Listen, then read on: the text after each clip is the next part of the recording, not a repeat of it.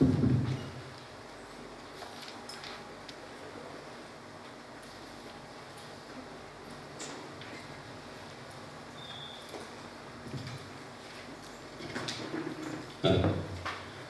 నామ స్తోత్రం కలుగును గాక. మరి ఇప్పుడు వచ్చిన సీఎం రాజు ప్రార్థనా శాస్త్ర సభ్యులకు మరి ముఖ్యంగా పాస్టర్ గారికి అందరూ కూడా నేను శుభాలు తెలియజేస్తున్నాను. మరి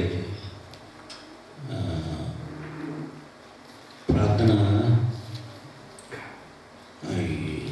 ఈ మెసేజ్ ఇవ్వడానికి నేను సిద్ధపడి ఉన్నాను. ఈ మధ్యలో మళ్ళీ సన్మానం ఒకటి పెట్టడం అదొక అన్ఎక్స్పెక్టెడ్ ఐటమ్ అయిపోయింది.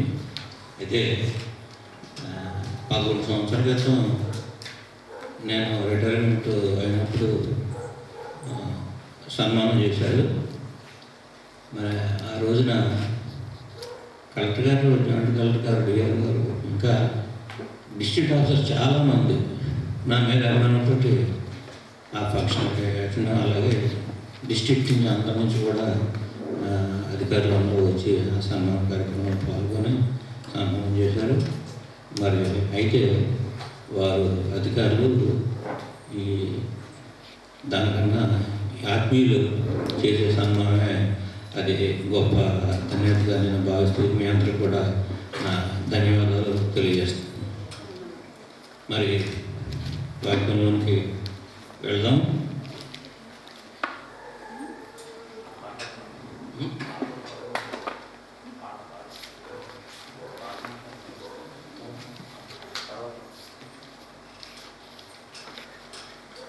ఈరోజు ధ్యాన వాక్యంగా మత్తయి సువార్త 26వ అధ్యాయం 69 నుంచి 75 వరకు మనం చదువుగా విన్నాం.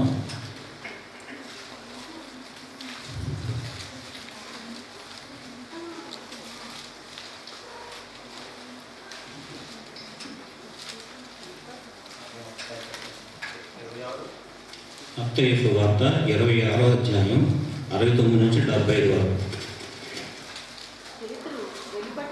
కూర్చుండి ఉండగా ఒక చిన్నది అతని యొద్దకు వచ్చి, నీవును గలిలయుడకు యేసుతో కూడా ఉంటివి కదా అనేను.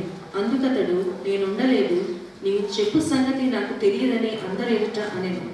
అతడు నడవలోనికి వెళ్ళిన తరువాత మరి ఒక చిన్నది అతనిని చూచి, వీడును నజరేయుడకు యేసుతో కూడా ఉండెనని అక్కడి వారితో చెప్పగా, అతడు ఒట్టు పెట్టుకొని, నేనుండలేదు, ఆ మనుష్యుని నేను ఎరుగనని మరలా చెప్పాను. కొంతసేపైన తరువాత అక్కడ నిల్చున్న వారు పేతురు వద్దకు వచ్చి, నిజమే, నీవును వారిలో ఒకడవే, నీ పలుకు నిన్ను గూర్చి సాక్ష్యం ఇచ్చుచున్నదని అతనితో చెప్పిరి. అందుకు అతడు, ఆ మనుష్యుని నేను ఎరుగనని చెప్పి శపించుకొనుటకును ఒట్టు పెట్టుకొనుటకును మొదలుపెట్టాను. వెంటనే కోడి కూసెను. కనుక కోడి కూయక మునుపు నీవు నన్ను ఎరుగనని ముమ్మారు చెప్పదవని యేసు తనతో అనిన మాట పేతురు జ్ఞాపకం తెచ్చుకొని వెలుపలికి పోయి సంతాపపడి ఏడ్చాను. ఈ ధ్యానం గురించి మనం వివరంగా మాట్లాడుకునే ముందు పేతురు గారి గురించి కొన్ని విషయాలు మీతో పంచుకోవాలని నేను ఆశపడుతున్నాను. మరి ఈ రోజున వాక్యం చెప్పాలి మామయ్య అని పాస్టర్ గారు ఫోన్ చేసినప్పుడు ఈ వాక్యం గురించి చెప్పాలని ప్రేరేపణతో నేను దీన్ని ఎంచుకోవడం జరిగింది. మరి మన చర్చిలో మంగళపాలెం కానీ గంటాల్లో కానీ పేతురు అనే పేరు గల ఎవరైనా ఉన్నారండి? సరే, అయితే పేతురు గారి గురించి మనం కొంత తెలుసుకుందాం. మత్తయి సువార్తలోని 4వ అధ్యాయం 18వ వచనం చదవండి. యేసు గలిలయ సముద్ర తీరమున నడుచుచుండగా పేతురు అనబడిన సీమోను అతని సహోదరుడైన ఆంద్రెయ అనే ఇద్దరు సహోదరులు సముద్రములో వలవేయుట చూచెను. వారు జాలరులు. ఈ పేతురు గారు మనకి ఈ వాక్యాన్ని బట్టి చూస్తే అర్థమవుతుంది ఏంటంటే, ఆయన ఆంద్రెయకి సహోదరుడిని, అలాగే మత్స్యకారుడని మనకి విషయం తెలుస్తుంది. తర్వాత వచనాల్లో మనం చూస్తే యేసుప్రభు శిష్యుల్లో చాలామంది మత్స్యకారుడే. పిలిచిన వెంటనే అన్నీ విడిచిపెట్టి వచ్చేసారు వాళ్ళందరూ కూడా. మరి ఈరోజు దేవుణ్ణి కూడా వారికి పొలం, ప్రాంతం, దేశం ఆపాదించే రోజుల్లో ఉన్నాము మనం. ఈ క్రైస్తవులు అంటే ఈ విదేశీ మతం అనే విమర్శ మనం వింటూ ఉంటాం. అయితే ఈ మత్స్యకారులు మామూలుగా అయితే యేసుప్రభు మా దేవుడే, మీ ఎవరి దేవుడు కాదు, మా దేవుడే అనాలి వారికి ఉన్న శిష్య వారికి బలాన్ని బట్టి. కానీ వారు అట్టి భావాలు వారి దగ్గర మనం కనిపించవు. అలాగే యేసుప్రభు పుట్టినప్పుడు కూడా మొట్టమొదట ఆ విషయం గొర్రెల కాపులకే తెలిసింది. అంటే గొల్లలు, యాదవులని ఆ వృత్తి చేస్తూ ఉంటారు. వారు కూడా యేసుప్రభు మా దేవుడే, మీ ఎవరి దేవుడు కాదు అని వాదన చేయాలి అసలు వాళ్ళు. కానీ వాళ్ళు ఆ రకంగా చేసిన పరిస్థితులు అయితే మన రాష్ట్రంలో కానీ దేశంలో కానీ లేవు. అయితే ముఖ్యంగా మరి మిషనరీలు వచ్చి మన అంతా భేదవర్ణాన్ని మనం తెలుసుకొని మన మధ్య సేవ ప్రారంభించారు. అందును బట్టి అందరికన్నా ముందు మనం దేవుణ్ణి తెలుసుకొని అట్టి గొప్ప రక్షణ భాగ్యం మనకే ముందు దొరికిందని ఈ సందర్భంగా నేను మీకు తెలియజేస్తున్నాను. తర్వాత ఆయన ఈ పేతురు గారు చాలా పెద్ద సేవ చేశారు.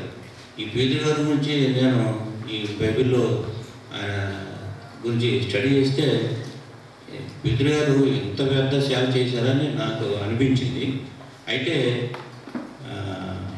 ఆయన ఏం చదువుకున్నాడో ఏమిటో అసలు పండితుడో ఏంటని మనం చూస్తే అపోస్తుల కార్యములు 4:13 చదవండి.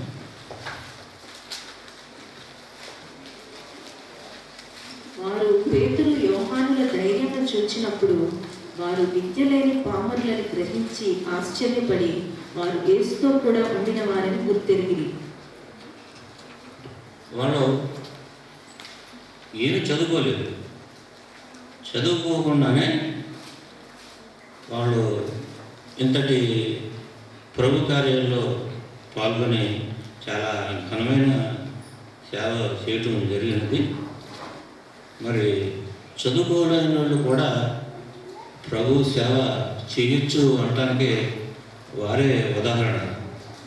మరి ఇందాక మాస్టర్ గారు చెప్పినట్టు మా నాన్నగారు కూడా చదువు లేదు, అంటే 5వ తరగతి వరకే చదివారు కేవలం. అయితే చాలా మరి ఘనమైన సేవ చేశారని మనం చెప్పుకోవాలి. మరి ఇప్పుడు మేము ఏదైనా మాట్లాడాలంటే ఎవరు మాట్లాడినా పాస్టర్లు, పెద్ద పెద్ద పాస్టర్లు మాట్లాడినా కొన్ని వాక్యాలు, రిఫరెన్స్లు అవి నోట్ చేసుకోవాలి. కానీ ఆయన ఏ నోట్ చేసుకునేవారు కాదు. చేయకోకుండా మొత్తం బైబిల్లో ఏ వచనం కావాలి, ఏది చెప్పాలి అని అది తెలుసుకొని చెప్పేవారు. ఆయన సంఘాన్ని సంఘ కాపరిగా ఉండడం కాకుండా మిగిలిన సంఘాలు స్పెషల్ అకేషన్స్కి వీరిని ప్రసంగికులుగా ఆహ్వానించి ఆయన చేత ప్రసంగాలు చేయించుకోవడం కూడా మేము చూసేవాళ్ళం. సరే, ఇంకా ఆయన గురించి ఎక్కువ చెప్పాల్సినంత ఇప్పుడు అది అవసరం కాదు. కానీ అయితే మనం అర్థం చేసుకోవాల్సింది ఏంటంటే చదువు లేని వారు అది కూడా ఈ సేవ చేయడానికి పనికిరాదు అని మనం అనుకోవడానికి లేదు. ఇది చదువుకుంటే నాకు తర్వాత ఆయన గురించి స్టడీ చేస్తే నాకు అర్థమైంది ఏంటంటే ఇది చదువుకున్నందువల్ల వచ్చిన జ్ఞానం కాదు, ఇది కేవలం దేవుడిచ్చిన జ్ఞానం అనే విషయం నాకు అర్థమైంది. సో అంటే దేవుడిని మనం అడిగినప్పుడు అటు జ్ఞానం దేవుడు ఇస్తాడనే విషయం మనకి రూఢి అవుతోంది. తర్వాత పేతురు గారికి మరి అలా అన్నీ వదిలేసి వచ్చేసారు కదా, మరి ఆయనకి కుటుంబం సంసారం అది ఇంకేమీ లేదు అని అనుకోవట్లేదు. ఆయనకి పెళ్ళి కూడా అయినది. అది మార్కు సువార్త 1వ అధ్యాయం 30-31 వచనం చదువుకుందాం. మార్కు సువార్త 1వ అధ్యాయం 30-31. సీమోను అంతా జ్వరంతో పడి ఉండగా వెంటనే వారు ఆమెను కూర్చి ఆయనతో చెప్పిరి. ఆయన ఆమె దగ్గరకు వచ్చి చెయ్యి పట్టి ఆమెను లేవనెత్తింది. అంతటా జ్వరం ఆమెను వదిలిన కనుక ఆమె వారికి ఉపచారం చేశారు. చాలు. ఆయనకి పెళ్ళయింది. మరి అత్తగారికి జ్వరం వచ్చినప్పుడు మరి యేసు ప్రభుని ఆహ్వానించి మరి ఆ జ్వరం కొరకు ప్రార్థన చేయించుకున్నారు. జ్వరం తగ్గింది. వెంటనే వారందరికీ ఆవిడ పరిచయం చేసినట్టు మనం బైబిల్లో చూస్తున్నాం. సో మనం తెలుసుకోవాల్సింది ఏంటంటే, పరిచర్యలో పాల్గొనాలంటే మొత్తాన్ని వదిలేసిన పని లేదు. మరి కుటుంబాన్ని చూసుకుంటూ కూడా మరి దేవుని పరిచర్య చేయొచ్చు. అది మనం పేతురు గారిని చూసి మనం తెలుసుకోగలుగుతున్నాం. ఆయన ఎంతో ప్రాంతాలు తిరిగి మరి పరిచర్య చేయటం జరిగింది. మరి అంతేగాక మనకందరికీ తెలిసిన విషయం ఏంటంటే, మరి యేసు ప్రభు వారికి శిష్యులు ఉన్నారు. వారు మొత్తం 12 మంది. ఆ 12 మందిలో కూడా ఈయన ప్రభువుడని మనం తెలుసుకుంటున్నాం. దాని ముందుగా మరి ఈ దేవుని యేసు ప్రభు వారి దగ్గరికి వెళ్ళినప్పుడు ఆయన పేరు ఒకటి ఆయనకి కట్టడం జరిగింది. అది యోహాను సువార్త 1వ అధ్యాయం 42వ వచనంలో,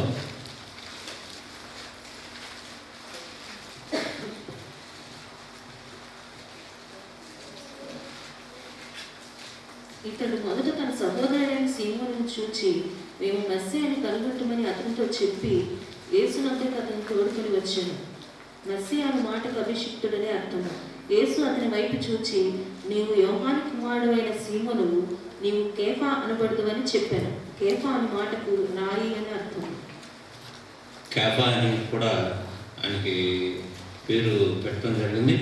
కేఫా అనే మాటకి రాయి అని అర్థం. అలాగే రాయి అనేది మనకి అంత దాన్ని మనం ప్రాముఖ్యత ఇవ్వగానే రోమన్ క్యాథలిక్స్ వాళ్ళందరూ కూడా ఆ పేరు పెట్టుకుంటారు.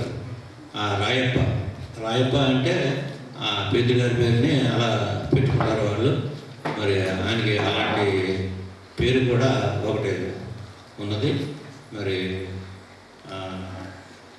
అది ఆయనకి ఉన్న పేరులో అదొక పేరు. తర్వాత ఆయనకి కొన్ని పేతురు గారి దగ్గర కొన్ని ప్రత్యేకమైనటువంటి లక్షణాలు ఉన్నాయి. ఆ లక్షణాల గురించి కొన్ని విషయాలు మనం మాట్లాడుకుందాం.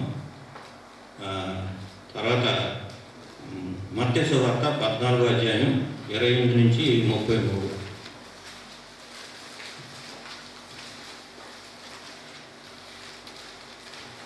పేతురు, ప్రభువా, నీవే అయితే నీళ్ల మీద నడిచి నీ ఎద్దకు వచ్చటకు నాకు సెలవిమ్మని ఆయనతో అనెను. ఆయన రమ్మనగానే పేతురు దోణి దిగి యేసునద్దకు వెళ్ళుటకు నీళ్ల మీద నడిచెను. కానీ గాలిని చూచి భయపడి మునిగిపోసాగి, ప్రభువా, నన్ను రక్షించమని కేకలు వేశాను. వెంటనే యేసు చేయి చాపి అతన్ని పట్టుకొని, అల్ప విశ్వాసి, ఎందుకు సందేహపడుతువని అతనితో చెప్పాను. వారు దోణి ఎక్కినప్పుడు గాలి అణిగెను.